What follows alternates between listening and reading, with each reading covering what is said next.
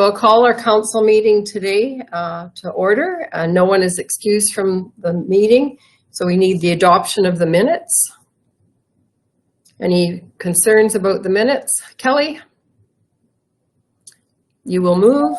Move to approve. Thank you. All right. All in favor? Opposed? That motion is carried. Call for post agenda items. I have one very minor one, and that is for approval of a letter of support for the Bassano Arts Council for a cultural grant application for Alberta Culture Days in September. Any other post agenda items? I have a land item and labor for in camera. All right.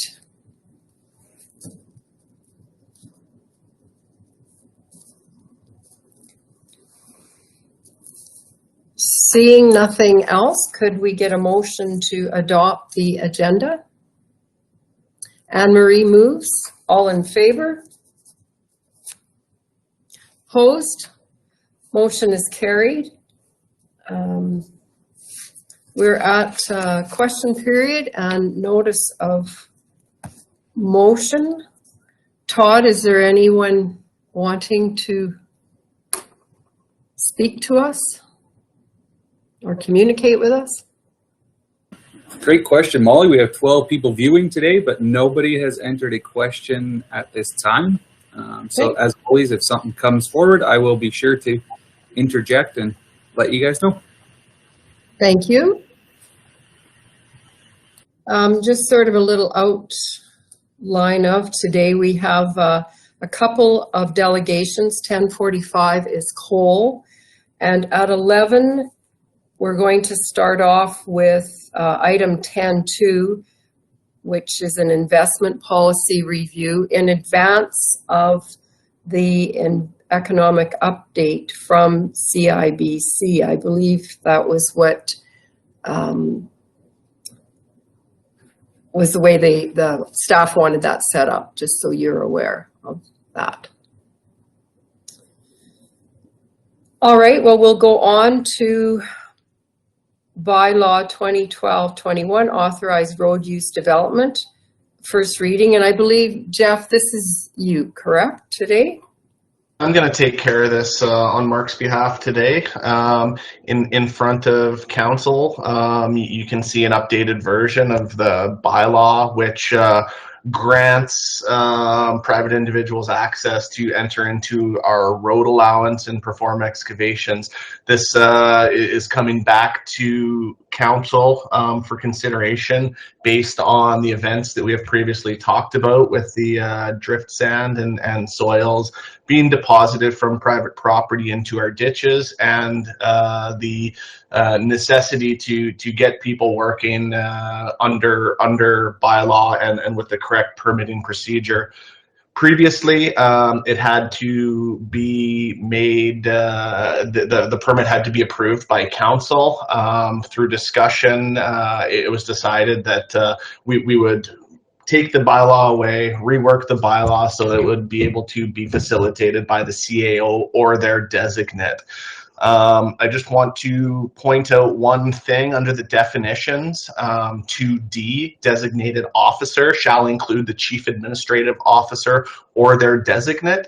It also says or a community peace officer as appointed by the Solicitor General of Alberta. And I'm recommending for this reading we remove or a community peace officer as appointed by the Solicitor General of Alberta.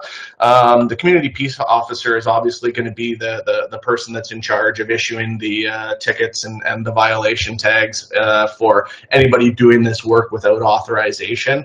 And community peace officer is defined in F. So we do only want the designated officer to be the chief administrative officer or their designate as per this bylaw. So we will strike that or a community peace officer under point D under 2 definitions. I think it's very straightforward. Like I say, we are giving the ability to administration to allow this work to take place to expedite the process. Council might also today give consideration to giving this bylaw all 3 readings. It's a very minor change. I think that you know, it would be reasonable considering you know, we have another 2 weeks until we'd be able to get 2nd and 3rd reading, and the time is now. People are asking to do this. They're coming in to do this. So I would give council consideration to perform all 3 readings of this bylaw today, and I can try to answer any questions that anyone might have.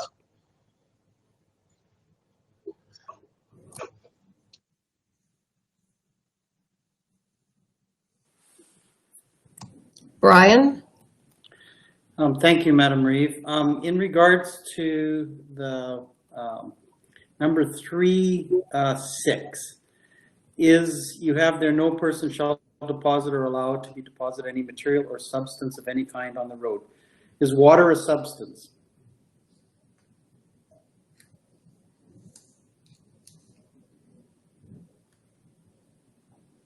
Specifically irrigation water, I guess, is my point, Jeff. I brought this to council last year during the same period of time. There's not many, but there's one in particular, one individual in particular on the east side of Brooks that continually floods out the ditch beside our road, and also along the Trans-Canada. And I hope this also includes that substance, water, irrigation water. I think it does. I think the definition is perfect. I just wanted to be clear on it. Yeah, I believe it does as well. However, there are certain situations that we need to be considerate of, and may solicit follow-up with the Eastern Irrigation District as well. We all know that there are people continuing to flood irrigate, and that it is the responsibility of that irrigator in the Eastern Irrigation District to return that flood water back to its natural drainage course and get it back to their system so they can return it to the watershed. Now, we do have situations throughout the County of Newell where the EID drain ditches are combined with roadside drainage ditches. So the EID does maintain and monitor a portion of these ditches. I believe I know where you're talking about, and it was last year, I believe, I worked with the Eastern Irrigation District to get some ditching improvements done to allow that water to flow better and get to its final destination. That final destination is actually the canal that's adjacent to the college. Medicine Hat College across that road there within the city of Brooks. So we did a ditching project that included the Eastern Irrigation District, Alberta Transportation, where they did do some ditching improvements along Highway 1 to facilitate the flow of some water and getting it to its ultimate course. So yes, where I say I agree that substance is water, there are specific scenarios where the EID's infrastructure does overlap with county infrastructure as it pertains to drain water. Clarence?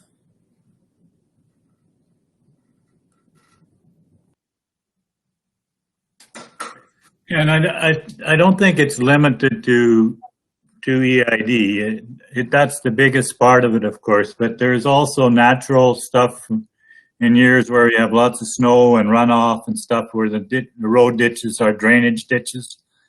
Certainly, I think it's, you know, when we think back a number of years, I can't remember how long it was, when the municipal district of Tabor was having all kinds of flooding issues. And I thought, well, why don't we have that? Because we got lots of snow. And you know why it is? It's because of that system of drainage that we have with the EID, with our road systems, and just the natural part that there are drainage throughout our county. There are drainage possibilities that just work really well together with county and EID infrastructure. So I don't think we should forget that, that even natural runoff The ditches are used for that in certain places, and certainly over the years it's been improved. Where we have certainly in our area, I know there are way less places where water stays standing, which is good for our road system. So just a comment. Jeff, Brian? As a follow-up to that, Councillor Amulong, I totally agree. Us working together with the AD has made vast improvements in the drainage network in our road structures and getting the water where we want it to go and away from what's important. We do have the opportunity, and we have in the past, you know, if there is maybe some excess water being spilled or somebody's over flooding or any other reason, we have in the past worked in conjunction with the EID and those landowners to educate and try to assist in bettering their practices. So that there's that, and on top of that, one thing I left out earlier, we also do have the bylaw that where we can enforce sprinkling of the roads from pivots and follow up on that. That is separate from this bylaw. But yes, water is a substance as this bylaw reads.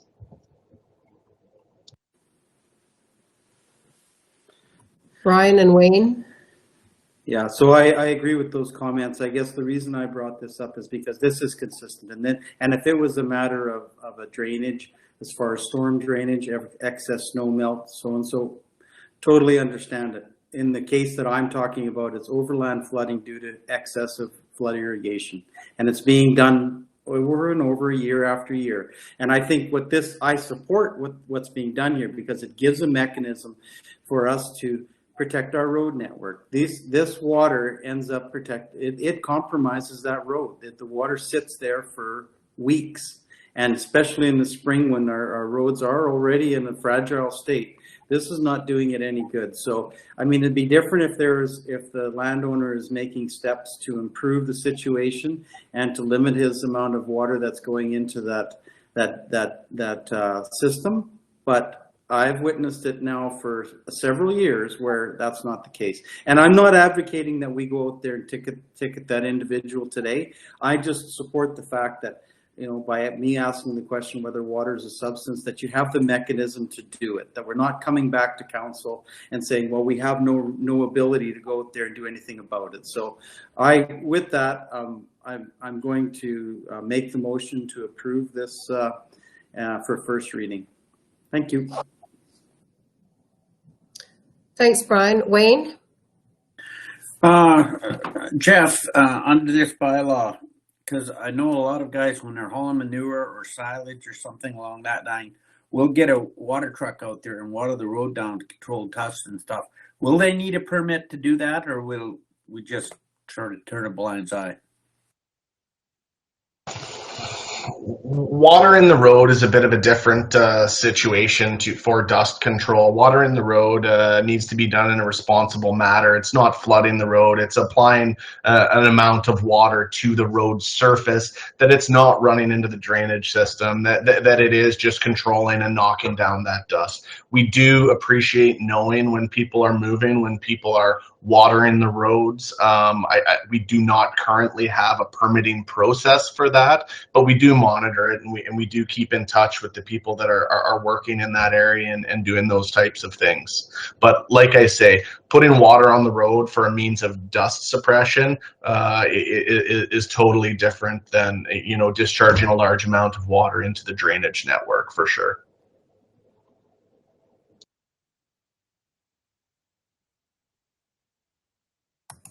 Any further comments? All right, we have a motion for first reading. All in favor? Opposed? Motion is carried. Jeff, should I be saying a motion with an amendment? Or it's changed already?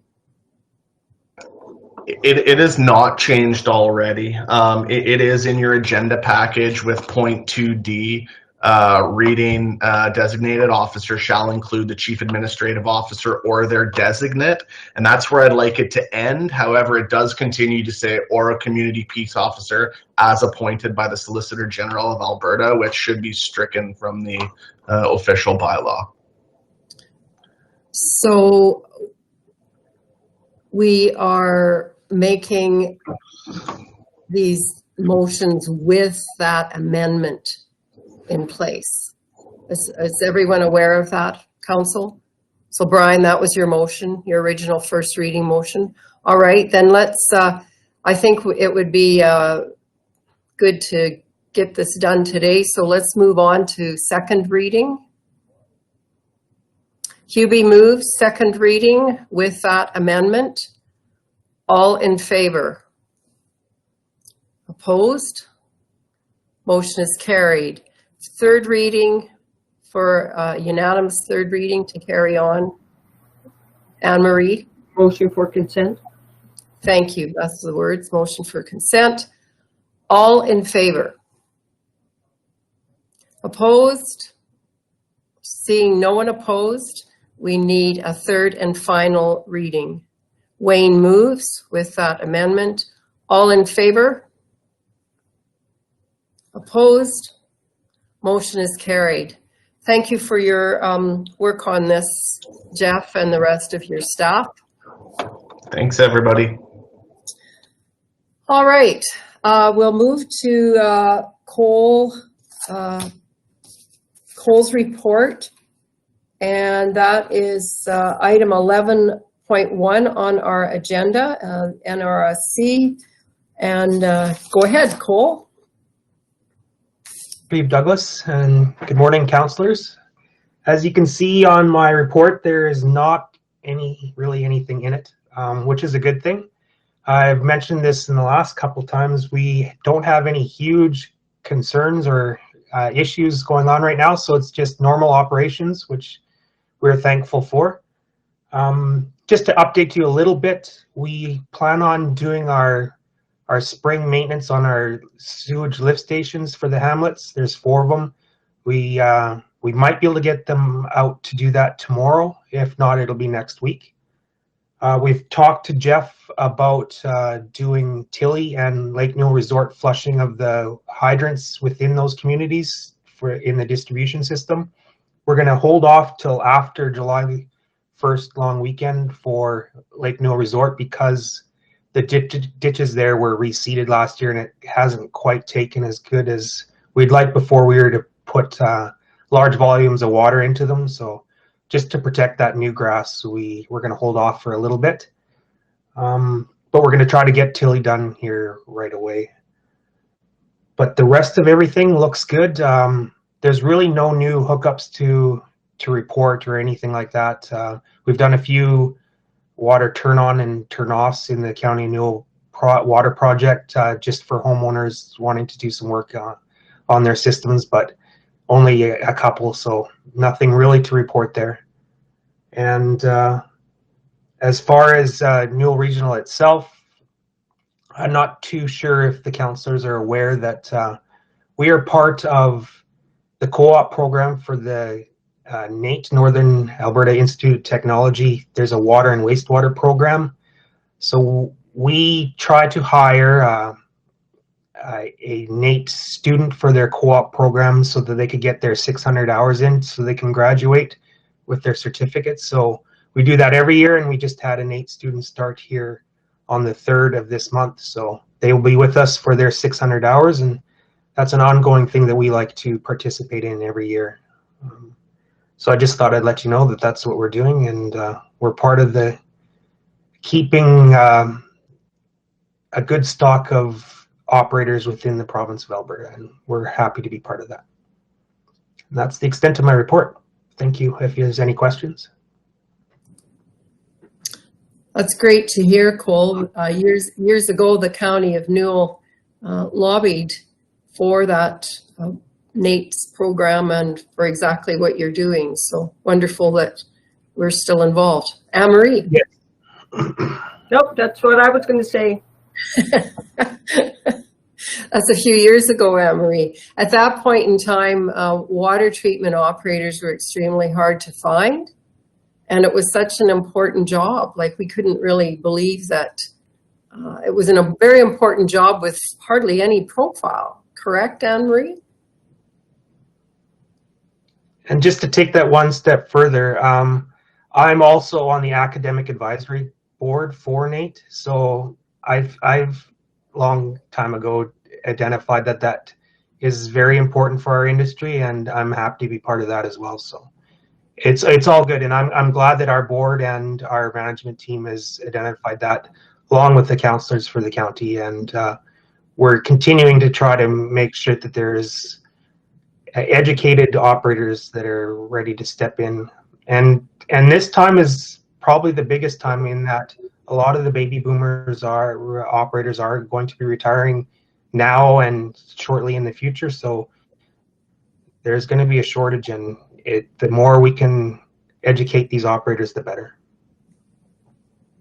Excellent. Brian.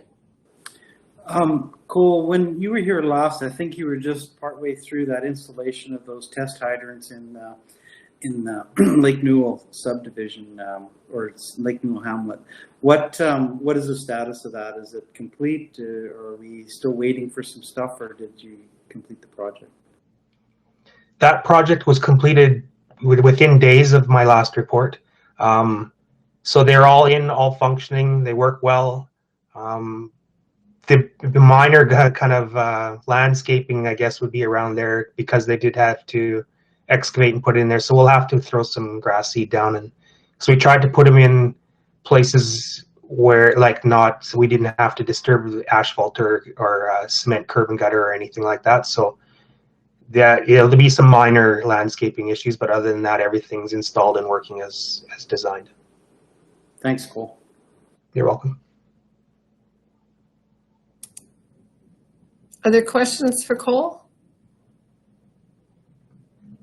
I don't see any, Cole, so thanks for attending and bringing us up to date, and the additional information is always great. Thank you. Have a great day.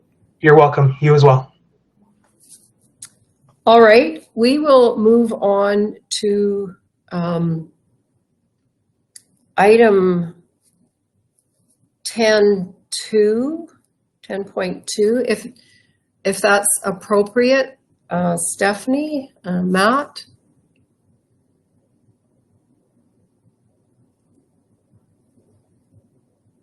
You bet. I think Stephanie's right there. I'll let her take it away. Perfect. Hi, Stephanie.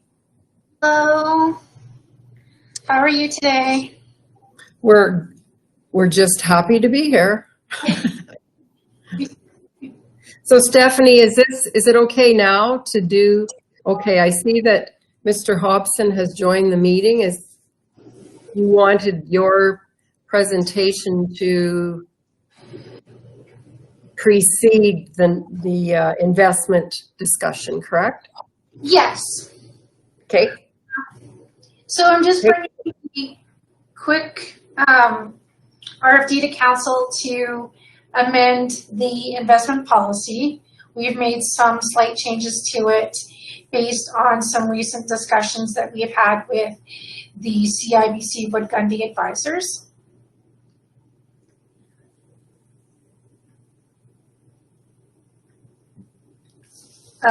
Mostly was just some, probably the biggest change we made is that we wanted to increase the approved rated financial institutions limit for the long-term portfolio from 25% to 35%.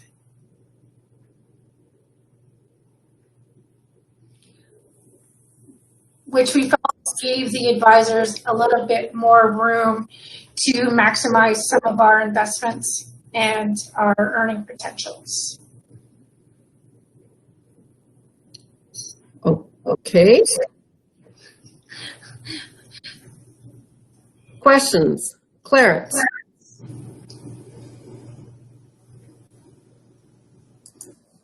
So what time frame are we talking here, Stephanie? For the long-term portfolio. Yeah, what are we increasing it? What is it now? What are we increasing it to? So it was Not all of 25. it. Go ahead. Sorry, it was 25%, and we're increasing it to 35%. No, I'm talking about time. 2 years, 3 years, 4 years. What are we? Is that what you're talking? Well, the long-term portfolio is, the maximum term for maturity is 20 years.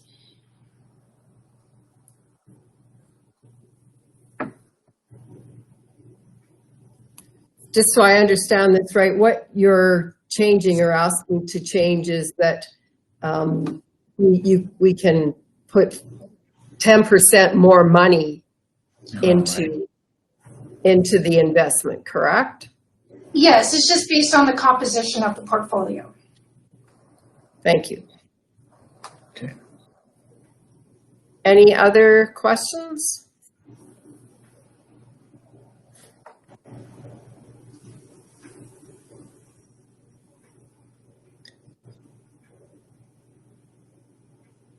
Does someone want to go? Oh, Lionel.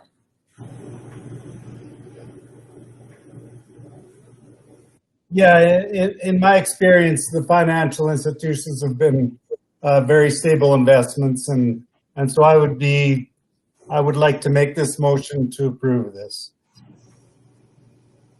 Okay. Further discussion? No further questions? All in favor of this motion to change? Opposed? Motion is carried. All right. Thank you, Stephanie. Thank you. And I'm assuming that our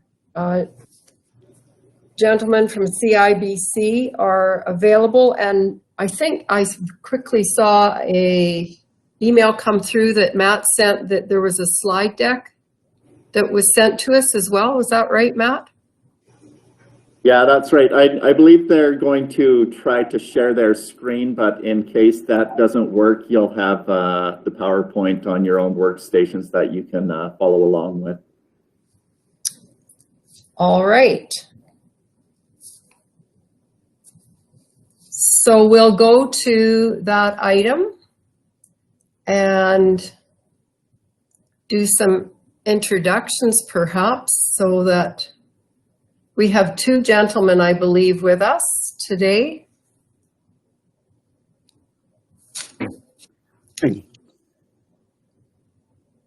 James and Charette, correct?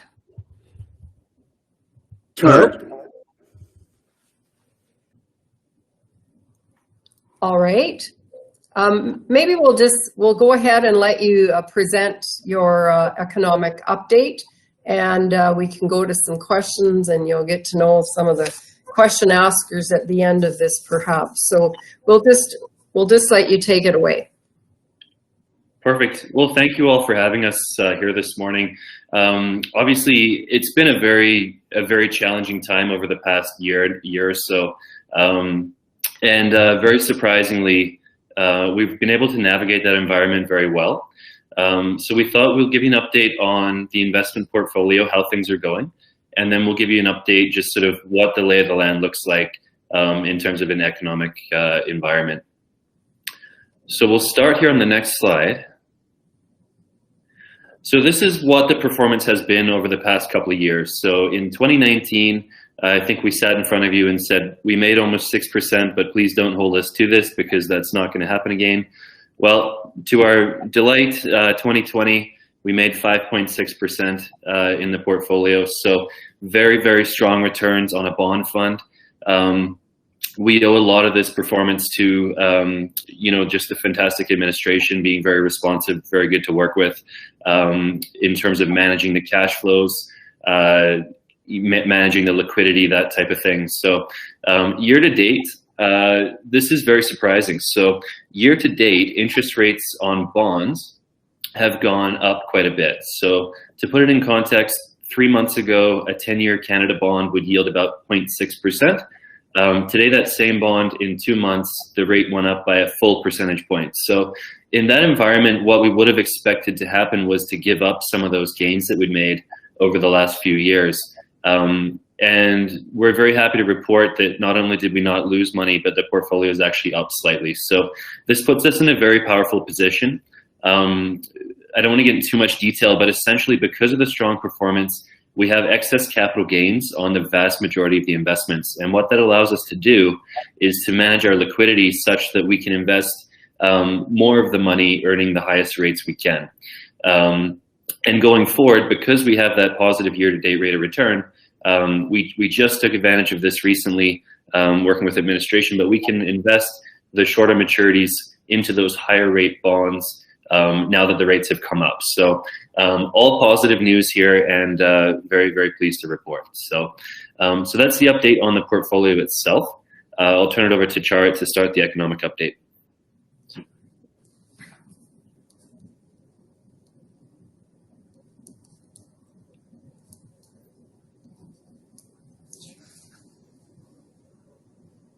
Not sure if Chart is muted.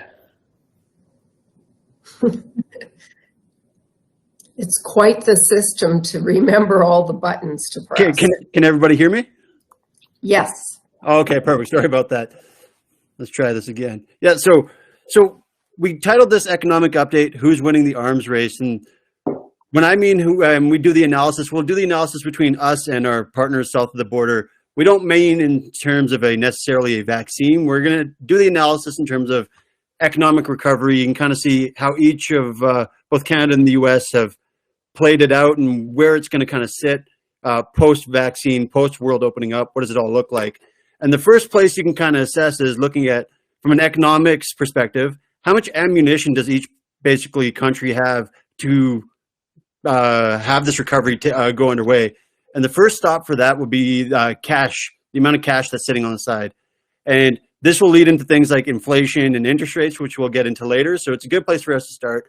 On the south of the border, we can see that there's a large run-up in U.S. savings, which has let Americans spend a lot more of their income. And so basically what this is telling us is in the U.S., a lot of individuals have been saving a lot of cash because essentially when this locked down, there's nowhere to spend it. Services got shut down, and the service sector is where we've seen spending dry up. So you've had a lot of cash sitting on the sidelines waiting to be spent. So a lot of dry powder, a lot of ammunition sitting in the States.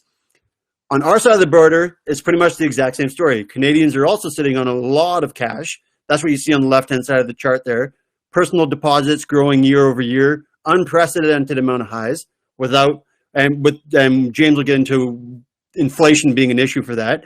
And then the other side of it is lower savings rates will boost service sectors forecasted the second half of this year. What this means is this recession that we were just forced into essentially was a service sector recession. Restaurants shut down, travel shut down. Service sector was the biggest pain point for the recession and GDP growth. So that's where you'll see that normalization come back to in the second half of this year. We always joke we're always going to be we're all dying to go on a vacation, but we're just not willing to die to go on the vacation. That's the analysis we like to use. And that's exactly what this next chart is showing you. Travel is at the top of the mind for most Canadians post-pandemic. We've all been locked down. We're not allowed to go province to province. There's only so much vacationing we can do. There's only so much spending we can do before that dry powder starts to get larger and larger and larger. More ammunition gets built up. So if we actually look at where those extra savings are supposed to be spent post-pandemic, you can see a large amount of that is going to go towards travel, building up people's portfolios. And then we have a little bit of a buffer for some prudence, building savings, paying off debt. And paying off debt's an interesting one. We actually see with lower interest rates in Canada, the US, these housing booms that we're talking about, which James will talk about as well. So lots of dry powder sitting on the sidelines from an individual's perspective. How does it look like from a corporate perspective? Well, it's not the same story necessarily for corporations. Capital spending intentions are still soft despite ample cash.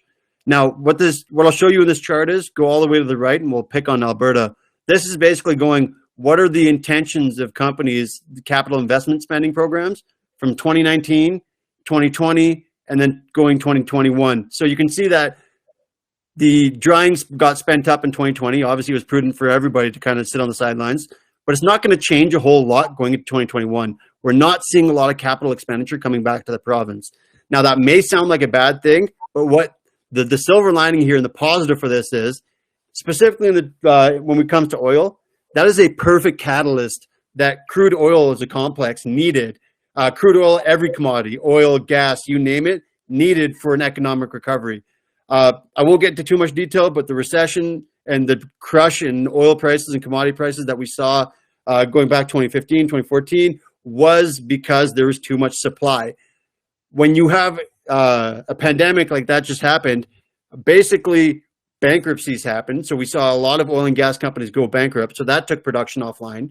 And then if you guys look at the left-hand side chart here, the yellow line was basically showing you where Alberta's oil production was forecasted to be going all the way to 2023. And now where it's going to forecast to be going forward. You can see there's been a permanent reduction in the future output of our supply. Now that may sound bad, but that means that there's less supply to be pushed out into the market, which is really supportive of prices.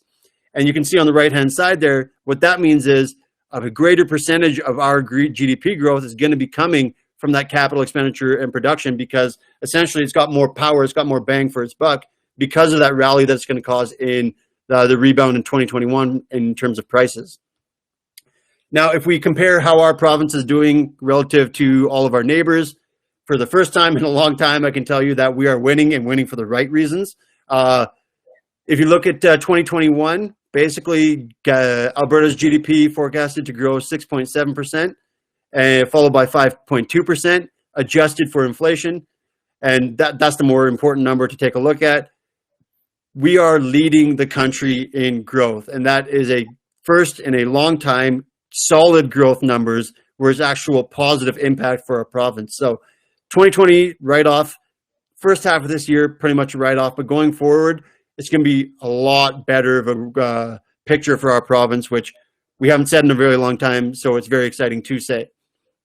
And it's not just towards Alberta. This recovery is going to be across provinces across the country, so very good likelihood of a strong recovery going into 2022. Now, I'll pass it back to James. He'll talk to you about a little bit about inflation and interest rates and what's going on between Canada and the U.S. Perfect. Thanks, Chart. So this slide is titled Après-vous, No After You. So we've got the two central bank governors of Canada and the U.S. And the key question here is who's going to raise interest rates first? The reason Chart and I spend so much time thinking about interest rates is there's two ways governments can stimulate an economy, right? They can fiscal stimulus, which is just direct spending, sending out money to people, or there's monetary stimulus. So keeping interest rates low so companies borrow more, consumers borrow more, and in turn, the theory is it stimulates the economy. So right now we've got interest rates near all-time lows. Canada is at 0.25%. So the question being is, who raises first and when? So back after the Great Recession, Canada actually stumbled. We made a mistake. Mark Carney at the time, he raised interest rates much earlier than the US did. And what happened, if we all remember, it pushed the Canadian dollar to be valued more than the US dollar because people got paid more to hold their money in Canada versus the US. So I think this time around, we're going to be the ones to raise interest rates second after the US. And I'll explain why going forward. Now, the key thing we look at when you're trying to figure out when they're going to raise interest rates is something called the output gap. This is the difference between where growth is right now versus what we call potential GDP growth. Now, this just shows you, it looks complex, but the blue line is the interest rate set by the Bank of Canada. You can see now it's very, very low on the far right. And the red line's the output gap. And you can see they kind of follow along in lockstep. Now, the output gap, the red line, you can see just how massive that drawdown was last year in 2020. The huge recession, it kind of stands off the charts. But the reason we think it's going to be a while before they start raising interest rates is that red line, although it's recovered, we're still well below our growth potential, so to speak. And we always get this question, are we going back to the days of 8% interest rates or 10% mortgage rates? This just shows you the peak policy rate. So the highest the interest rate got after the 1990s was around 8% in Canada. And then the peak policy rate after the Great Recession. You can see what we'd call the long-term sort of peak expectation for the interest rate is now materially lower. So the short answer is no. We do not expect to go back to a place anywhere near the old days where we would have very high short-term interest rates. Now, just speaking of that output gap, trying to time when this might happen, the yellow line is the US forecast and the red line is the Canadian forecast.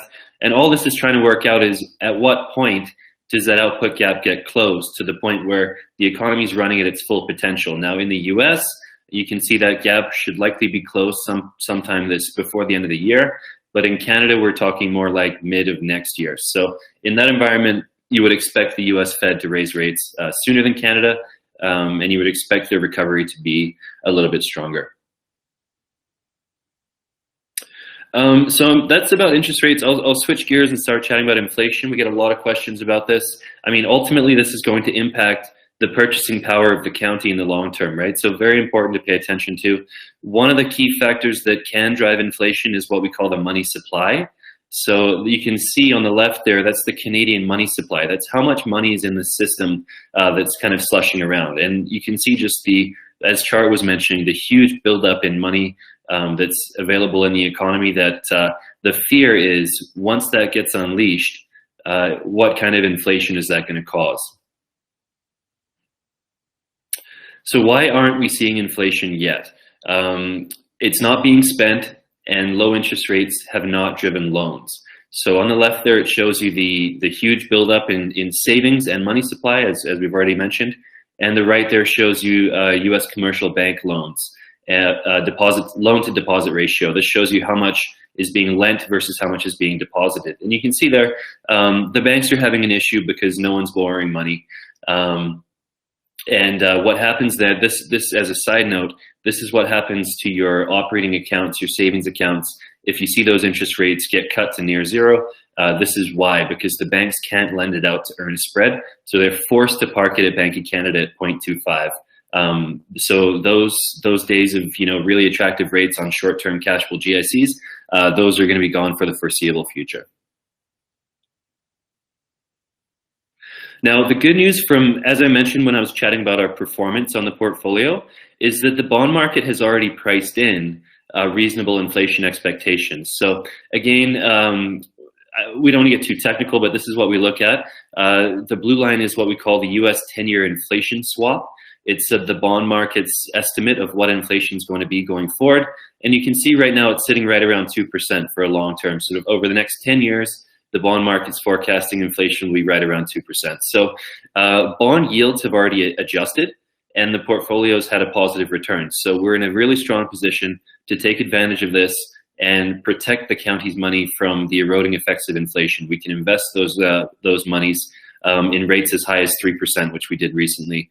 Working with administration. So that gray line is the actual, Chart, that gray line is the actual inflation, and we would expect, just as the bond market does, for that to pick up in the near future.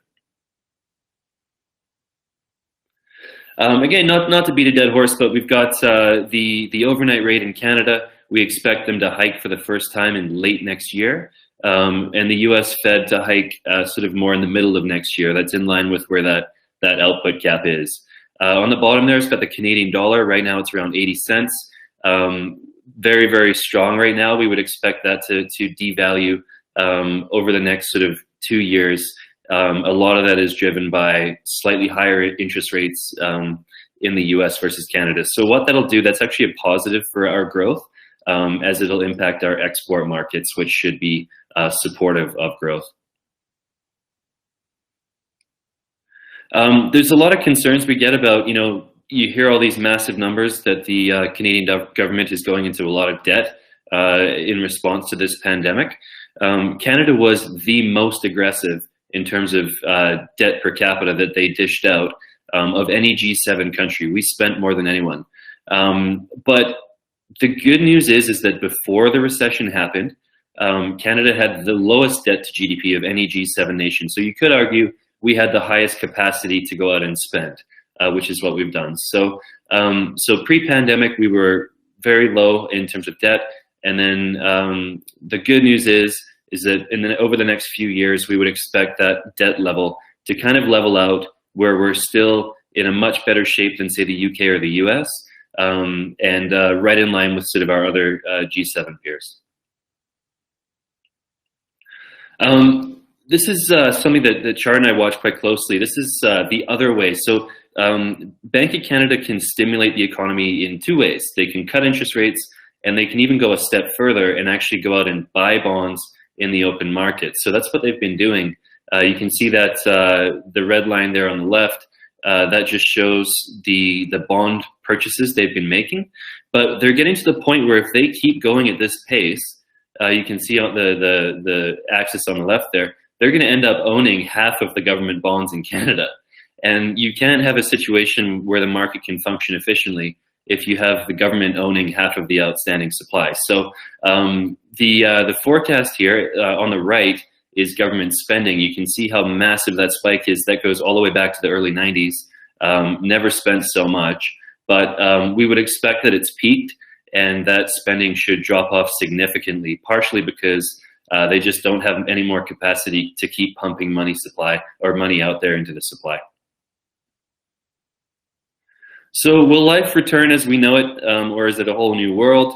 You know, we talked about that large buildup in cash. That's definitely going to be unleashed at some point. Everyone's dying to travel and you know, go to restaurants, eat out, that kind of thing. So we would expect leisure to start taking over, people taking those holidays and spending. In terms of the shopping, the retail market, online has definitely gained huge market share. That's why you see companies like Amazon, their stock performing so well. So we think they have permanently gained a decent amount of market share, which should stay. However, people still like going to stores to try on clothes and that type, look at cars and that type of thing. So, you know, brick and mortar stores are here to stay. It's just that online has taken a decent chunk out of it. And the same applies to services like banking, a large trend towards online. And then office versus working from home, you know, we would love to be there in person. I think that's something that's sort of intangible. So I think we will get back to the place where, you know, employees are efficiently working from home, but it might become more flexible, right? Where people can, depending on their employer, maybe do a partial work setup from home. So that we threw a lot at you in a short period of time. That's sort of the lay of the land, the 20,000 foot view. And we're happy to open up to any questions that you might have.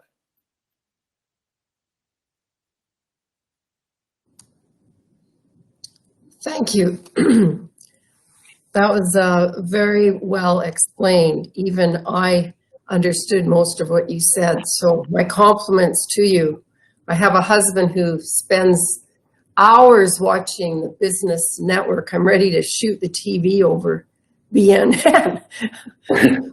I took notes for him, and I'm going to tell him he needs to quit watching that show all day long. Anyhow, thank you. Questions, guys?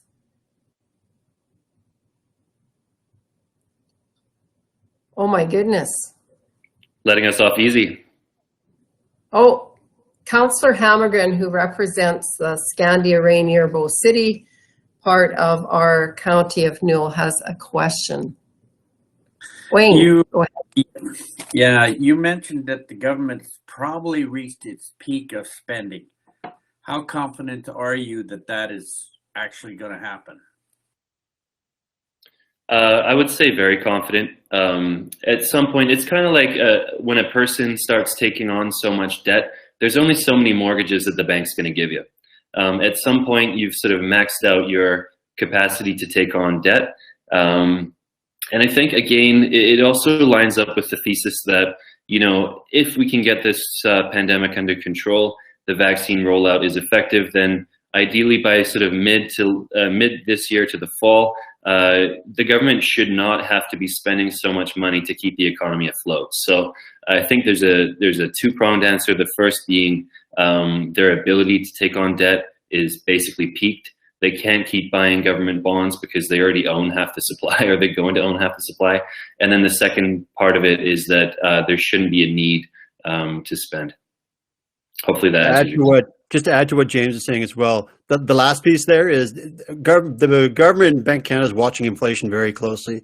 They don't want to overstimulate the economy. They don't want to make it overheat. So that is something they're watching very, very closely. So just to add more confidence to that, that if they don't start pulling it back, that is going to start running up very fast. Thank you. Brian, was it you that I saw with a hand up? Yeah, thank you. Brian is our Dutchess area councillor. Thank you for that presentation. So my question is, our two biggies are in the county of Newell are agriculture and oil, and I think you gave a pretty good explanation of the oil gas sector and what the potential is. I guess my question, the two questions I have is, how much money do you see be reinvested in the oil industry based on some of your projections as far as the outlooks? And the second question is, do you have a perspective as far as the agriculture end of it, and how agriculture is going to be either positively or otherwise negatively impacted as far as we come out of this circumstance? Amazing question. I'll start first with the oil and gas sector from a capital spending perspective. The reality is we're going to see capital spending dry up a little bit, but that isn't, going back to my slide, that's not a negative, because anytime you're looking at oil and gas, looking at that sector, you look at it from a supply and demand perspective. Well, this pandemic has basically built up a significant amount of demand that when economies start to reopen and oils and commodities are a good input, and I won't even just use oil, and this will lead into the agriculture as well. Commodities are going to be a very large input into a lot of this economic recovery. It's just part of that demand. So demand has been built up for such a long amount of time now that's that one side of the coin. Specifically from oil, what caused the recession was the supply issue. So this permanent dent in capital expenditure that we're seeing has actually pulled supply off, which is very supportive of prices. Now, what does that mean for Alberta? That means that, yes, prices are going to rally. However, it's not all positive. We do need access to market. And no different than what we saw 2013, 2014. I always say it, oil will find market. How do you want to get it there is the question. So what you'll probably see is crude by rail increase a massive amount. That's where you're going to see a good share of capital expenditure coming in, unless I'm long done predicting if pipelines are going to get approved anymore. So until you see something like that come down the pipe, you're going to see that capital expenditure come shift towards other infrastructure opportunities. And you've already seen it, right? You've seen CP and CN Rail come out for a bidding war against Kansas City, right? Kansas City Rail. So you're already kind of seeing it in the market, seeing these guys, the infrastructure companies, start to position themselves to get that access to market. So that's that side. You can apply what I just said from a supply demand perspective to agriculture, specifically on the demand side. What this pandemic has caused is what's called a commodity super cycle. You've seen it in the price of lumber. You've seen it in already seeing the forecast for oil start to pick up. Because it's a commodity super cycle, you name it, it doesn't matter. These things are going to start to pick up. They're going to pick up heavily, and they're going to pick up fast. So very supportive across anything across the board. So very supportive for County of Newell. And it's been a very long time where we've been this positive about things. So can talk about it for forever, essentially.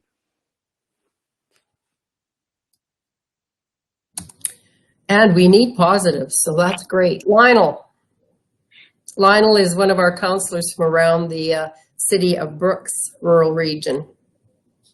Yeah, good morning. It's very refreshing to hear some positive reports for a change. We've heard so much negative and fears of us sliding into an abyss that we'll never climb out of. So this is quite refreshing to hear your comments this morning, and also your return on investment. I have to commend you on that. That is quite an accomplishment in my opinion. So anyway, thank you for your report. That was good. Thank you very much. We take it seriously, and again, we can't stress how much it's been helpful to have an educated and well-informed administration that can work with us to make these investment decisions. Good. Other questions? So I have a question about the oil issue. You commented that it's been a supply issue that has caused a lot of the oil problems. When do you predict that that supply issue will become a problem again? Honestly, there's no conversations for that. And the reason being is what led to the initial supply issue is, without getting too technical, the U.S. fracking. You guys probably heard a lot about U.S. shale, U.S. fracking. Too much supply from that made it too cheap and basically cratered the market is essentially what happened. Well, two things have happened. One, I alluded to it, there's bankruptcies, which has taken that supply offline.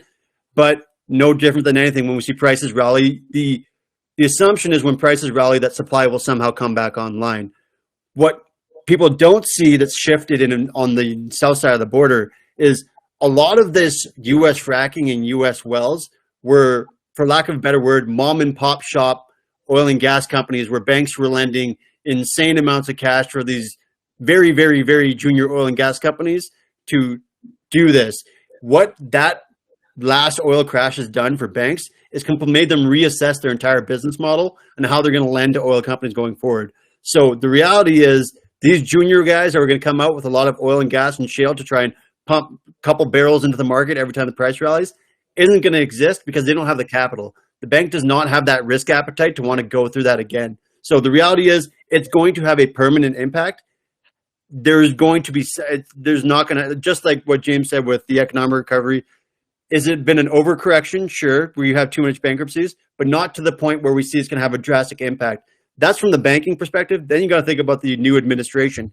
Climate change. We've seen this massive push in the States for climate infrastructure plans. So what's already in the market, they won't touch that, but it's really easy for them to pick on new business development. So that's where I personally can tell you that I don't see that forecast coming back to be a supply issue. It's going to be a market access infrastructure issue. Okay, that's interesting. Speaking of new administration and climate change things, I'd be curious as to your opinion on where the green and particularly solar might come into play in the days ahead or years ahead. Definitely a space for all of it, right? Like it's hard for me to say that solar isn't going to make an impact. We've all seen electrical come through as well. The green infrastructure plans are coming through the pipe. I think what you're going to see, the big push before you see solar and wind and those take an actual viable, sustainable economic recovery, like to be an actual business model without subsidies. Before that, the shift is going to be ESG, and we've already kind of seen that.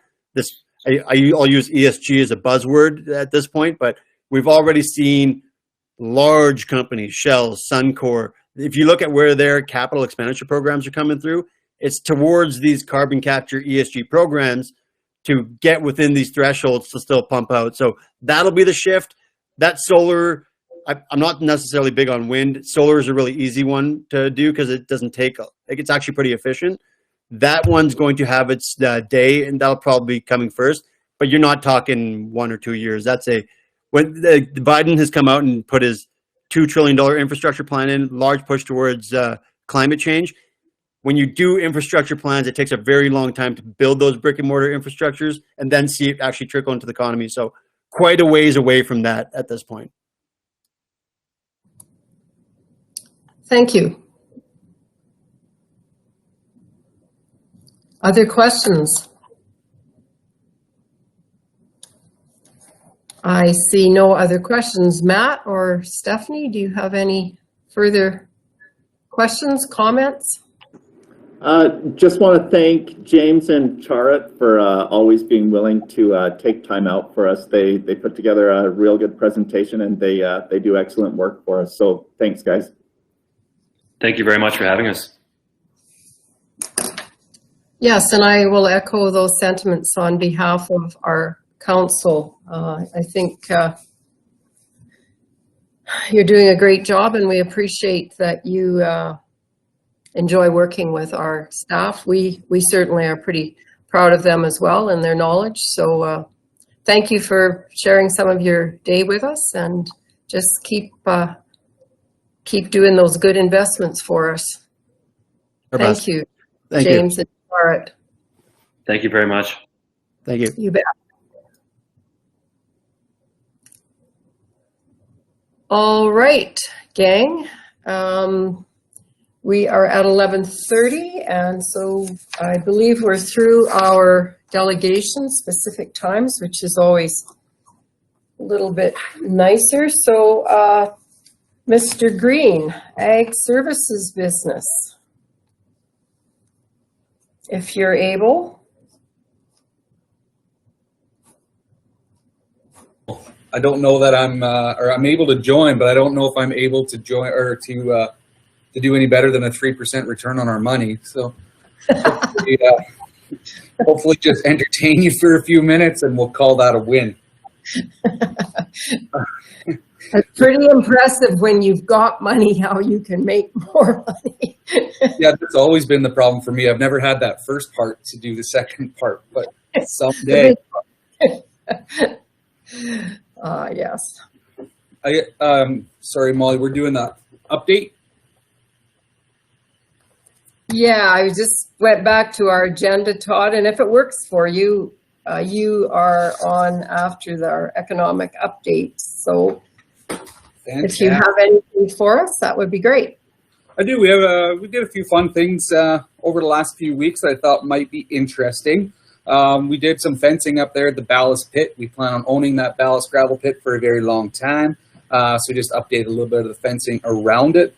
Initial thought was to put it on the property line of what we owned, but we kind of came up against some hurdles, and instead of making a very large project for a few meters, we just kind of updated some of the fencing on the one side that was just deteriorated beyond repair.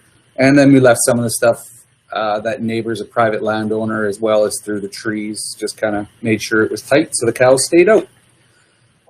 We didn't quite finish our roadside seating last fall, so lucky we have all of our staff on now, and we are actually out doing some seeding now, and we seeded a little bit the other day, so hopefully we'll look like geniuses when it rains this weekend, and we'll get some nice grass growing.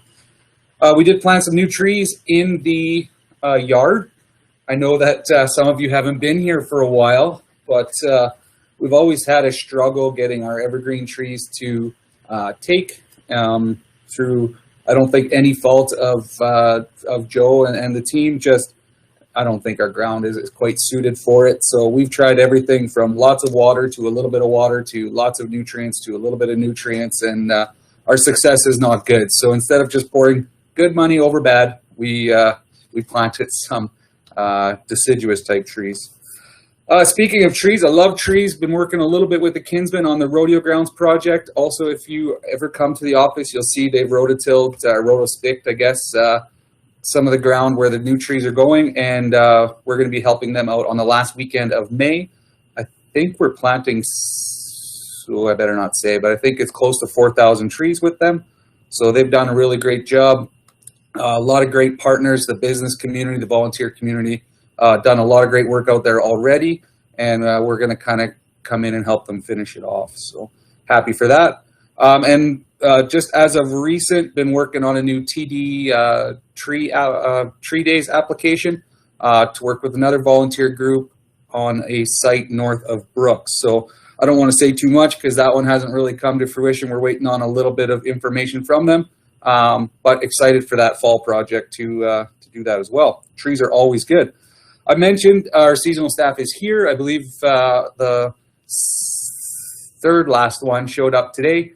We got Chris coming for Emerson tomorrow, next week, and then we have one more seasonal labor starting in July. So hopefully that July person will be a 2-month position and work out to come back next year. So. Emerson is just about ready. We are dumping the irrigation pump in and getting all that going. The washrooms are just about up and running. We are planning for a just before the May long weekend start, as long as nothing changes restrictions wise. We drill rentals have been going very strongly. They have not been in the yard for multiple weeks now, which is good because when they're not in the yard, that means they didn't break and they're continuing to seed ground. We did get rid of almost all of our strychnine. So I think we have a couple boxes left, but we have a few people on the hook to get rid of that. So that is exciting. And I know this is a hot topic, but we caught a hawk in our hawk nesting pole here at the county quarter section. So we have a picture that we took from, we don't have the greatest technology in terms of zooming in, so we used an iPhone through the lens of a binocular, and we got a very fuzzy picture of a hawk on the pole, and we're very excited that it'll be eating some gophers for us. So. And then, of course, we'll be talking a little bit more about it later, but Tina has done an absolutely wonderful job collecting all of our soil, roadside ditch soil deposits over the last couple weeks. So happy that's almost over so she can come back and do some of our other work now. And that's about all I have for you. Thank you, Todd. Questions from anyone? Kelly? I will drill you, Todd. So I have a question about fencing. You mentioned fencing, but this is around grader yards. Can you touch on that? I was out to Gem and I noticed a shiny new fence around the grader yard there. I'm wondering why we have a 3-wire fence around the one at Rosemary. It's a great question, Kelly. It's just timing. I think if I remember right, we mostly just help with the construction side of things, and municipal services does the budget side of things. And I believe Gary tries to do 2 a year or 1 a year or something like that. So. Okay, no problem. Not a big deal, just an observation. I will interject there. Gem has never had that site. It's a brand new site. So the whole thing is brand spanking new because the grader operator has always hosted well, not always, I guess it used to be over on the school grounds when the county or school owned land at one time. But so with Norm's move, I think the plan was always in place to put it on county land. So it's there. Other questions? Clarence.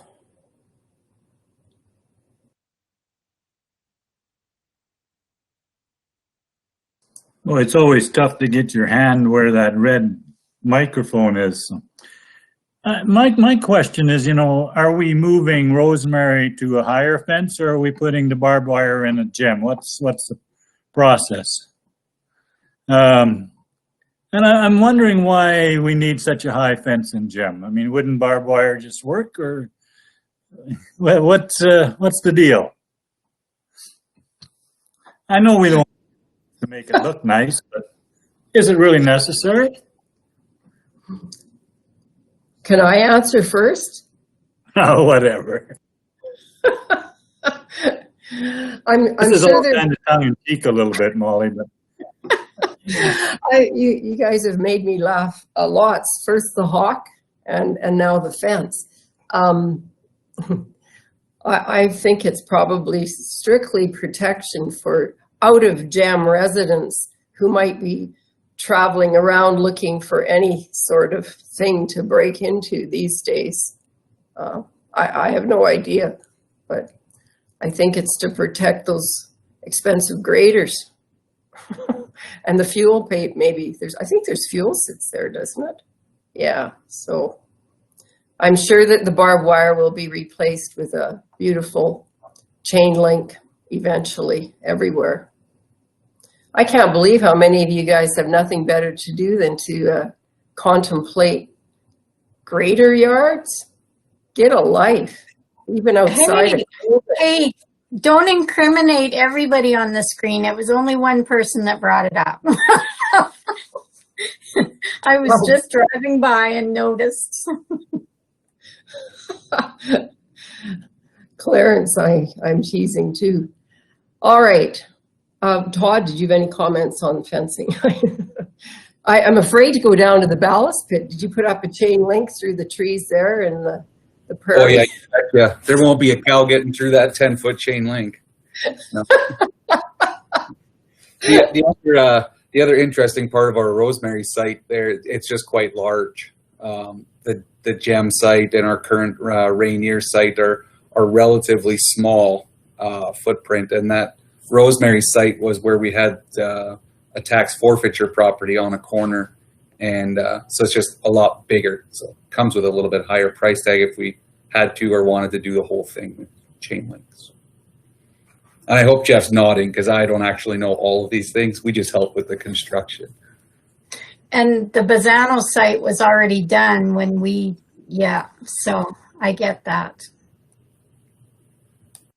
It's obviously dependent on the history. Tracy.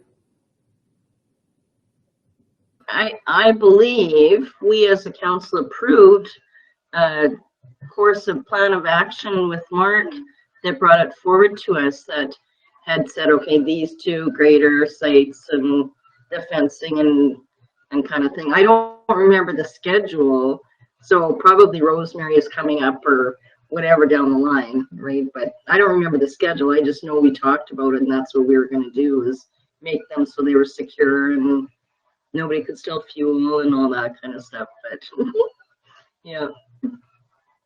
Yes, there is a plan, and Jeff might even have some words of wisdom on it.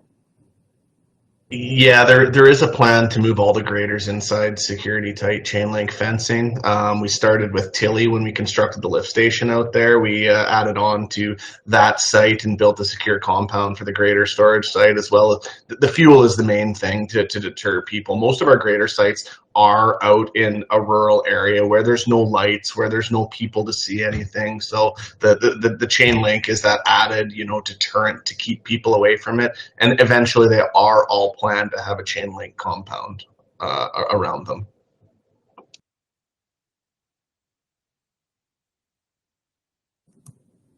Oh, Clarence? So have we got suspicions that we're losing fuel?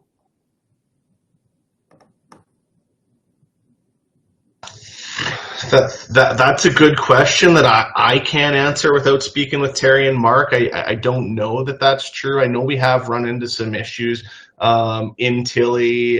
Historically, we had shared a fuel tank with the fire department, and there were some questions going on there with who had access and who had keys to the locks. I don't know specifically that we do have an issue. I'd have to follow up with Terry and Mark on that, but I don't believe that there is any major concern about it at this time.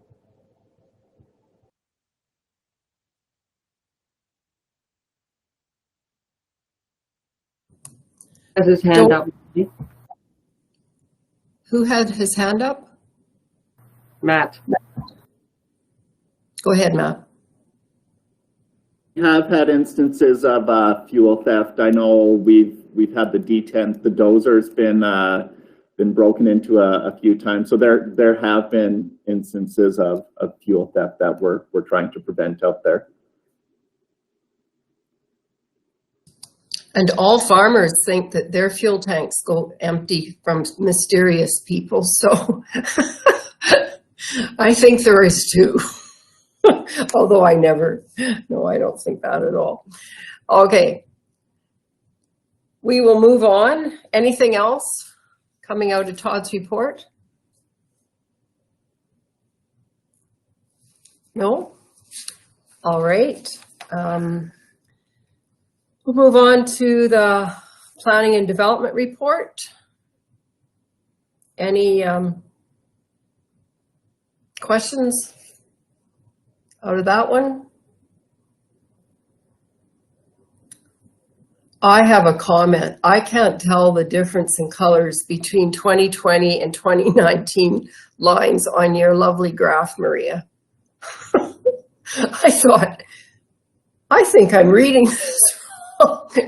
It was funny. Anyhow, that's my minuscule complaint of the day. I'll make sure to change the colors for next time. I do have one question of council, if that's okay, Madam Reeve. I know in the past this report has been done on a monthly basis. I unfortunately skipped a few months, maybe only one, because I missed some deadlines. I'm wondering if it would be okay with council if I did this report either bi-monthly or quarterly going forward, and maybe I can provide a little bit more information. Sounds reasonable. Brian and Clarence? I think quarterly is entirely appropriate in my mind. Clarence? Yeah, and I'd have to agree with that. I think it's even more meaningful. Monthly is pretty short and it goes up and down like a yo-yo probably, so it really doesn't mean much. My question is just getting back to the development permits and our two red lines. Which one does have the spike and which one is sort of nice and even?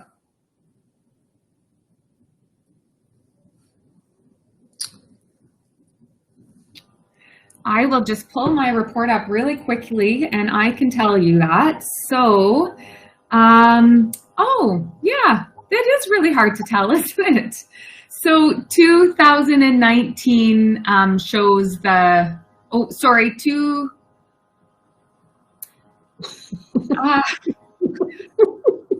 know what? I'm going to get back to you on that one. I will email council if that's okay. The colors must have changed from when it went into AllNet, so I apologize for that. If you zoom in, guys, you could see it. The one that has the big spike is a little bit more orangey than the other one. And which one is that? I think, well, the 2019 would be the one with the spike. Your eyes are good, Anne-Marie, but I think I would have to agree. But Maria, you can, this is another humorous thing today. You can send us a blue line perhaps in there somewhere. Oh, not blue. We got blue, black or something. That bought me just enough time to bring up the original, and it is 2019 that has that spike in March. That's all I need, Maria. You don't have to redo it. Okay, thank you.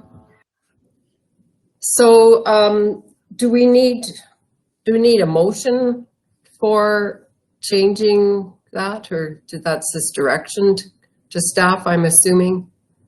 I think to get a trend quarterly would be more, gives us more information than by the month, for sure.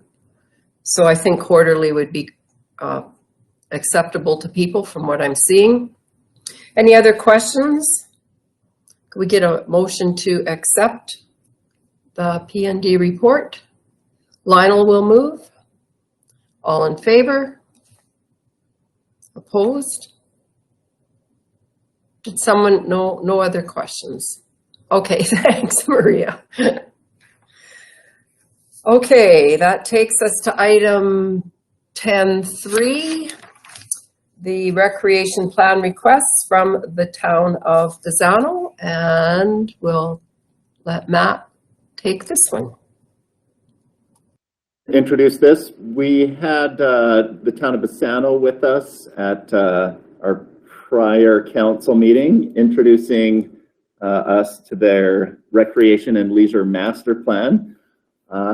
In that plan, they requested for council consideration to endorse the master plan, approve a special project framework for capital funding, and approve an amended operating budget for 2021. I've provided a brief summary in the RFD at what the town is looking to accomplish.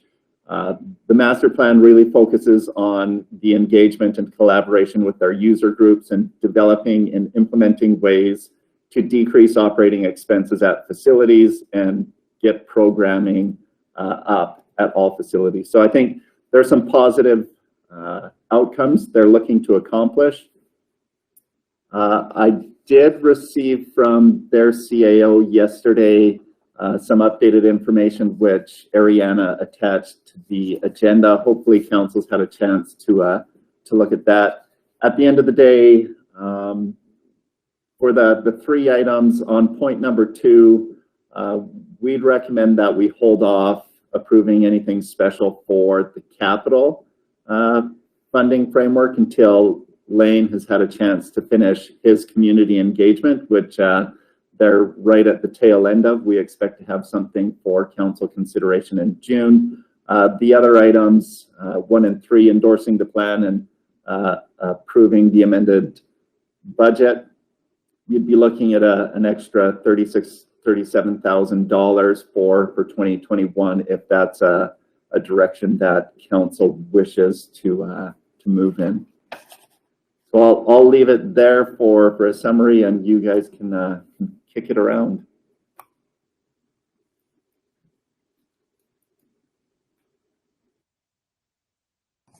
Clarence. My only comment, and it's not something that I want to have done for this year because it's too late, but we're doing this 50-50. Shouldn't we also be part of the plan? Like working on part of the plan? And get an idea where our residents are actually using it and so forth. I just think it's one thing to just, give them 50% of the money, but if we're doing that, we should have some input in it. And I think we have to move towards that. That's just a comment. I have a question in regards to that. Did we not instruct our mini munis to come up with a plan? Wasn't that part of our recreation meetings that we wanted a plan from them? I just thought about that afterwards, after last week. Anne-Marie? Yes, and I appreciate that plan from Bassano. I think they did a good job. I'm with you, Clarence, that I really feel we need to wait till the consultation is done from Lane. I'd like to see his report.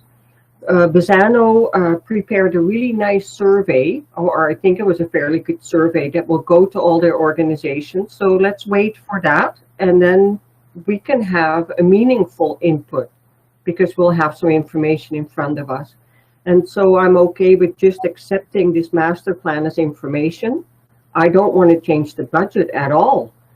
It doesn't make sense to already give them a budget increase before we even see the results from all the consultation that is being done.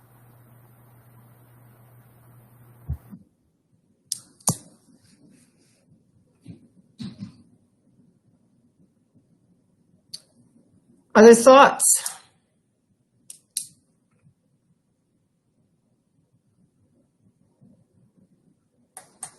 Kelly? I tend to agree with what has been said so far. Molly, you and I are on the recreation board, and we were not brought into the conversation for this plan either. So by endorsing it, they will be able to take the County of Newell and use that in their consultation with the recreation user groups in saying that that we were part of this, or that we are a part of this. And so that may or may not backfire on us. And as for the increased budget, I spoke to this last time. I'm not in favor of it. Can you imagine if all of our user groups agreements came after our tax notices went out and asked for a budget increase? I think the time has come and gone for 2021. budget increases. Just my thoughts.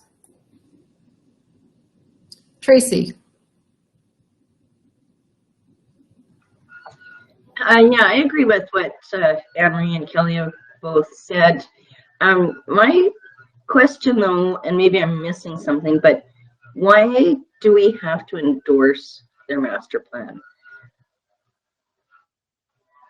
Like, if this is something that they are doing, like, is it because of our ICF? Like, I guess I'm just a little bit confused in that area, but I totally agree. Like, we need to finish the recreation consultation that Lane's been working on, gather some information, and then we can make some more informed decisions.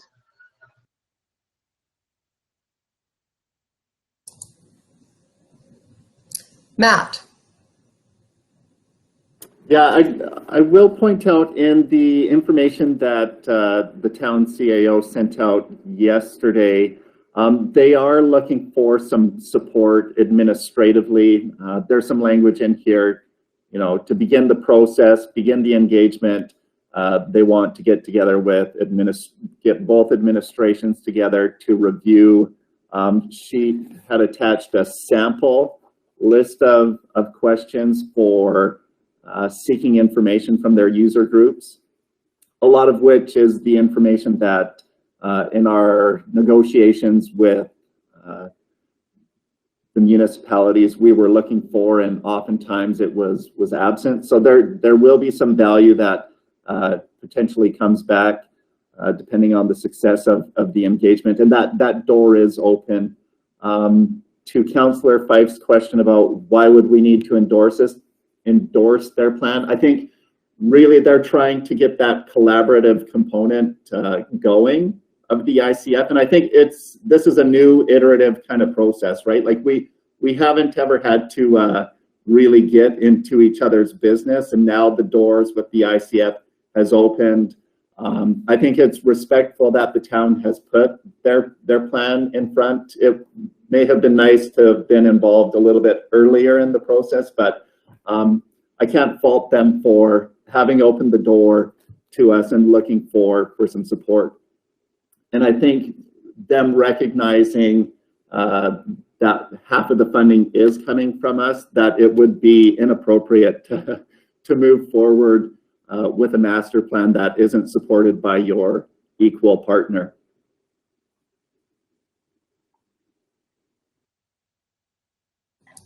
Thanks, Matt. Wayne? I struggle with this master plan. Is actually, I look at it as the town of Bassano getting their fingers in all the recreation. Maybe they should, but I just see this as a driving the cost up. They're already going to be hiring, or they have hired somebody to administer this process. That costs money. And are they planning on getting to where the town is going to be administering all the recreation in this town? And I just I look at this plan as just driving costs up, and also probably driving a lot of volunteers away, because they'll look on this as interference. And I'm not very supportive of it. Thanks.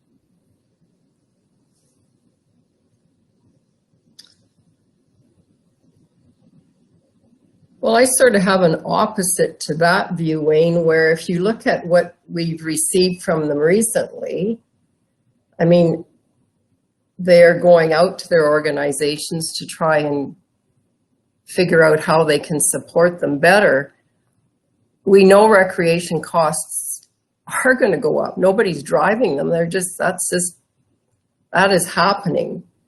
And we've got to get as much information as we can. And from what I read in that document that just came out, they just want to have us part of the acknowledgement of they're going forward to start this process.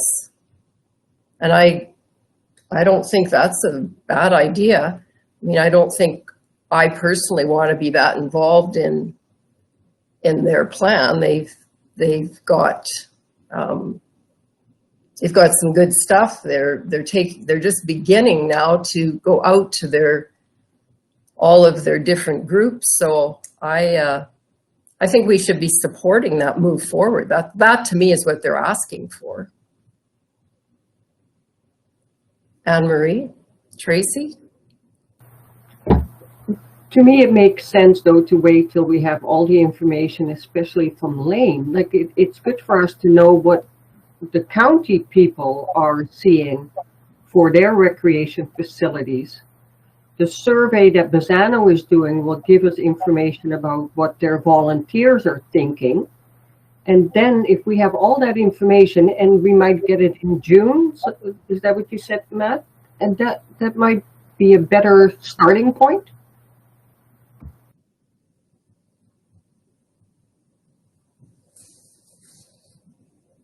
Matt?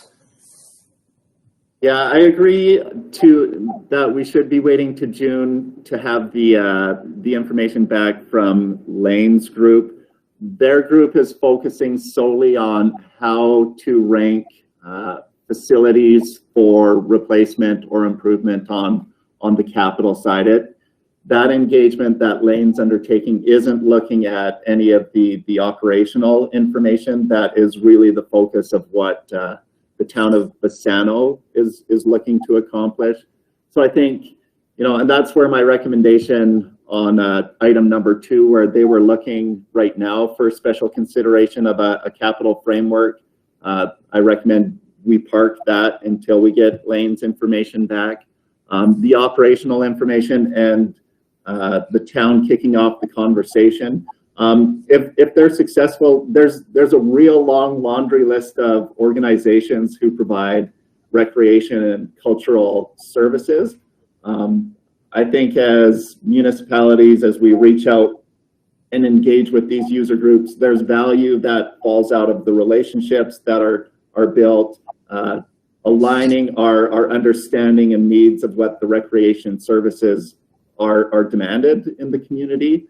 So I think there's good upside potential for the engagement that they've proposed here. But I do hear the issues on timing of how it's kind of rolled out to us. In a perfect world, everything would line up for us better, but we're not there. So I'm curious, we participated with the town of Bassano last year in providing capital funding for projects that they had. Correct? And like Kelly, you and I weren't part of that discussion that I recall. So why would we expect this year that we are part of that discussion? A recreation master plan is a larger project. This one is a 5-year plan. And if you have a 50-50 partner on something like that, in business anyway, you include your partner in that plan. And I guess I'm being a downer, and I want to support in principle. So I will make a motion that we support in principle the recreation master plan of the town of Bassano. I appreciate the work that they have put in. I do feel that as partners that we need to be part of the plan. Which means what? Like going forward? I want them to get going on it and get talking with their user groups and all that. Yeah, Like, so my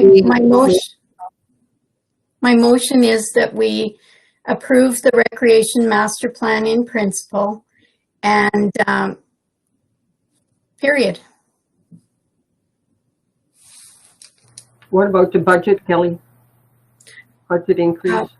Yeah, no, I've already stated how I felt about that.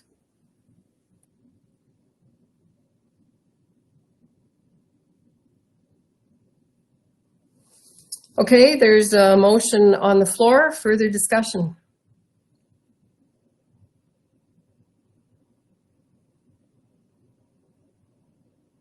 Seeing no further hands up, So the motion is to support the town of Bassano's master plan in principle. Brian, Clarence? Well, I will vote against this motion because I do believe that we should support that operational point of it. And if we wanted to word it in such a way so that it's, and we talked about it last time, so that that portion that they're adding to it, which is primarily salaries, is a pilot project, is pilot program. It gives them the opportunity to show the growth that while we support it, that it's not an ongoing thing. They have to prove the results of this employment part of it. So that's the only problem I have with your motion, Kelly. I think that I think we need to support what they've asked for as far as the operational side of it. I support the waiting for Lane's information to look at any grant funding for capital, or sorry, not grant funding, any capital funding. So, Kelly? Madam Reeve, I see this possibly as two separate motions.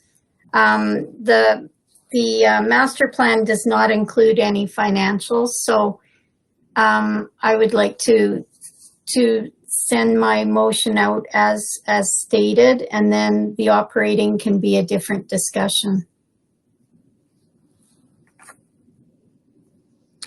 So I just have, Clarence, I'll go to, he had his hand up too. Well, I don't know how you can separate the two. If you support the master plan, that comes with the cost.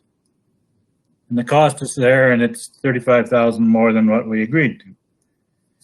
So I just, I really don't know what it, and that was my question before the last discussion started muddling things up a little bit for me, is what really does it mean to support the master plan? That it's something that they've made for the town of Bassano, and that's great. Why wouldn't we support it? But is it also something that is for the residents around Bassano? I don't know. That's my question. What does it mean to us? And I really don't know, and I'm not that familiar with how recreation works in Bassano and in the division around it. So I really have trouble making a decision on this. I really do, until I fully understand the implications of all of it, and I don't. I mean, we've agreed to 100 grand. I fully support that. Do we agree to the additional dollars? Well, if we agree with the master plan, I think we do, because I think the two work together. There's no numbers there, but it's what's driving what the costs are. Kelly? Anne-Marie? Well, and in response to what you're saying, on one hand, you're saying that the recreation master plan is for the town of Bassano and their recreation operations. And they've already made a decision, it's a year old now, to hire staff for this position. So is it still a pilot project as was indicated? So my question is, or my comment is, so that has financial implications. But it's not something that we have to, we do have to buy into if we approve it in principle. Okay, I see your point. I talked myself into a circle. Anne-Marie? I might start doing the same thing, Kelly. That's why I originally said let's accept it as information. We have the information. We think it's a very good plan, but it's not necessarily our plan. So it's good information, and there are no financial changes to the budget that we made with them on the 50-50 basis until we get all the information from their survey, from Lane, and the fact that they hired someone. I agree with you, Kelly. They hired a person to do this survey. It's no longer a pilot project, because it cannot be a pilot project if it's not set up by two partners that pay 50-50. They made the decision, they started. So we'll just accept the plan as information. No budget increases because we have no money. So we don't have to make any changes.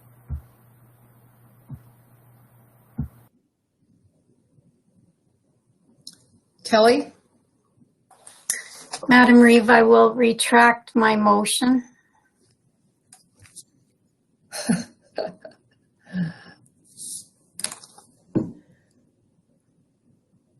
I guess I'd start to, in response to Clarence's question, I've been away from Bassano for a number of years, but I certainly know that there were many rural people. For example, I will talk about the last thing I was involved in Bassano.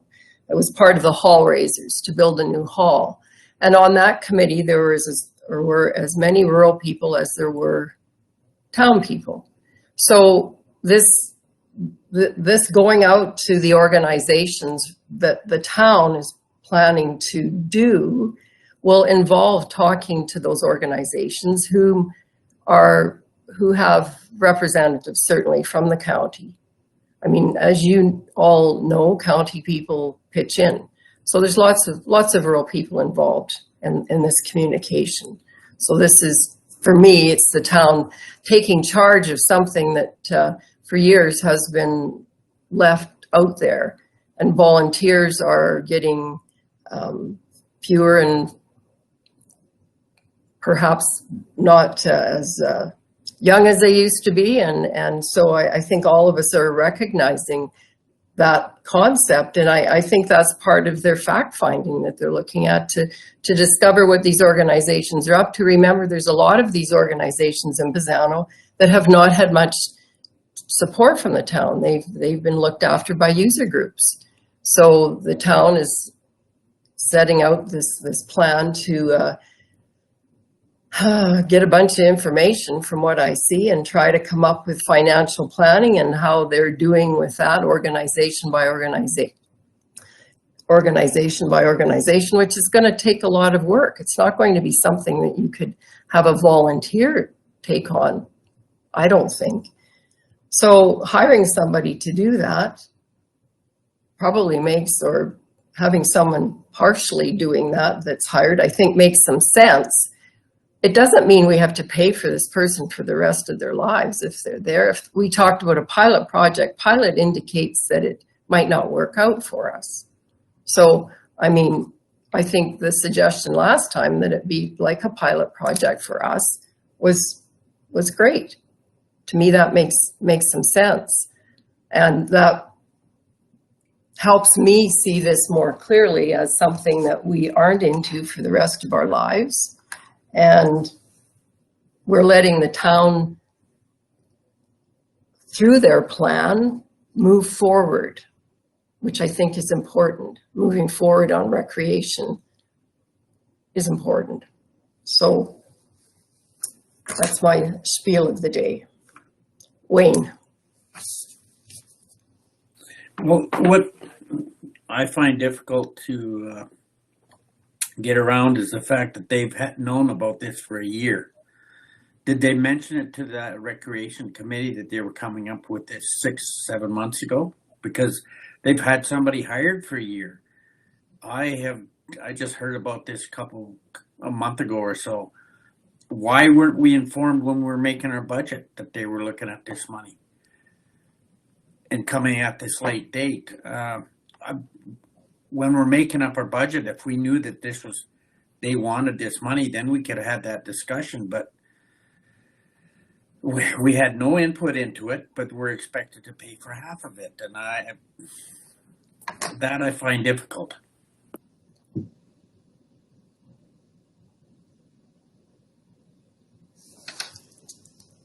Kelly. Okay. I do not want to be the rock in the road. So I will make a motion to approve and to use their words, endorse the Recreation Master Plan and pilot project, the additional $36,000 to the budget.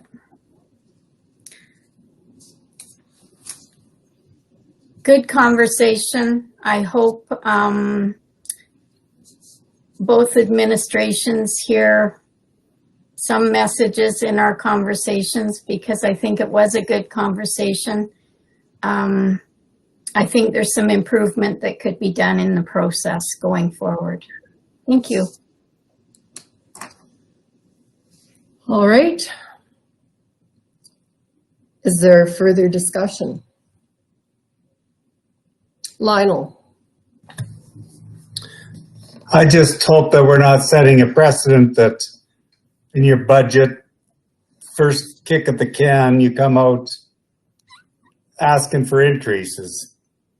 I'm not opposed to this, but I think we have to be a little bit cautious that the next ones are not going to do exactly the same and always be under budget. And that scares me a little bit. And then come to us with a handout. But I'm not opposed to your motion, Kelly, by the way. Tracy? Yeah, I agree with kind of Lionel's caution about a precedent. You also have to remember that the city of Brooks is doing their 10-year recreation master plan, and they're going to be confirming that in the next few months as well. And so again, there's the exact same arrangement that we have an ICF with the city of Brooks. They're doing a recreation master plan. We have an ICF with the town of Bassano.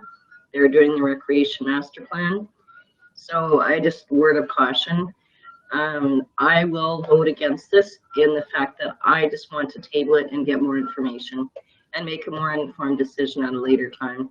I don't think this is something that's going to stop them from doing the good work they're doing, but I just don't want to make the decision on it until we just have some more background and some more information. Thanks, Tracy. Can I call the question? Don't see any other hands up. So all in favor of the motion as Kelly presented? Hands up, please. 1, 2, 3, 4, 5. I'll make sure that this one opposed. 1, 2, 3, 4, 5. That motion is tied, and so it is defeated.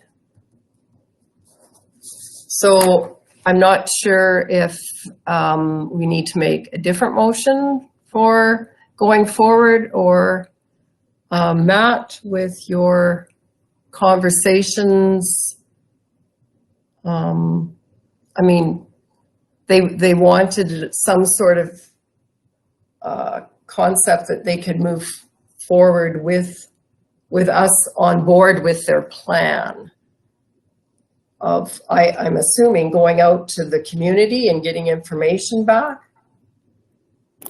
Yeah, that was the idea. You'll see Amanda had included on shared letterhead her sample communication of sending out. So I would indicate to her that she would need to remove the County of Newell logo from that, and that it would just go out solely as a town initiative.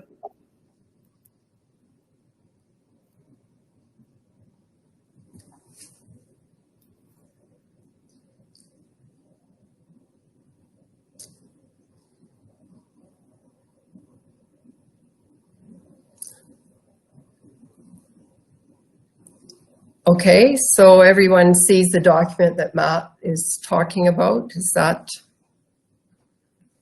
what you see moving forward? I mean, I hope our residents don't get the feeling that we're not supportive of the things that are laid out in that document.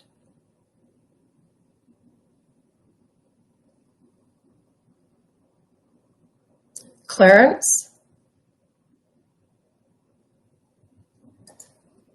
I think we need some discussion. I think, like, between ourselves and the town. We don't want to be a hindrance into things moving forward, but we do need some discussion. I mean, we were split pretty well. I think everybody was having trouble which way to vote. But I think we have to expand this discussion a little bit and say, hey, this just didn't fall in the right place at this point in time. Let's see what we can work out, because we have to work together. So I would say that should be the message. We just don't feel comfortable in spending that extra money now with discussions that have been had to this point in time. Let's see how we can work this out together and make sure that moving forward we are on the same page. Kelly? Lionel? Yeah, I would agree with that. Let's not leave it as a roadblock for them or for our relationship. We do have a recreation meeting coming up next week with Bassano, and so Molly and I could start the conversation. If you wanted to have a full council to council interaction, we could set that up or something. But yeah, I wouldn't want this to be a wall or seen as a wall from either party. We need to communicate that we are neighbors and we do want to work together. Tracy? Yeah, that's a great idea. I don't think we need a full council to council discussion on it. I think if you go to the table with your recreation, maybe at some point we could, if everyone felt it was needed, but I think just to have some good communication. I think they put a lot of work into this, and it's great to see that, you know, they're recognizing that recreation is a big part of their community, and I want to support that as well. So again, I'm not saying I'm against this, but I'm just saying, like, I want to finish and gather more information before I make my decision. So, but if you and Molly can talk, you know, go back, I think that's enough for me. Thanks, Tracy. Lionel? Yes, I agree with my fellow councillors. And also, we want to ensure that we recognize Bassano for their presentation, because it was a good presentation. And I would like to commend them for doing what they did. That was, in my opinion, a good step. And since this is all new to us, we have a lot of learning to do also.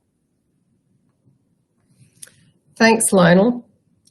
Well, that'll work, I think, for Kelly and for me to have a bit broader discussion with them. Next week is our, it's a regularly planned meeting, so that'll work, and so we can let them know.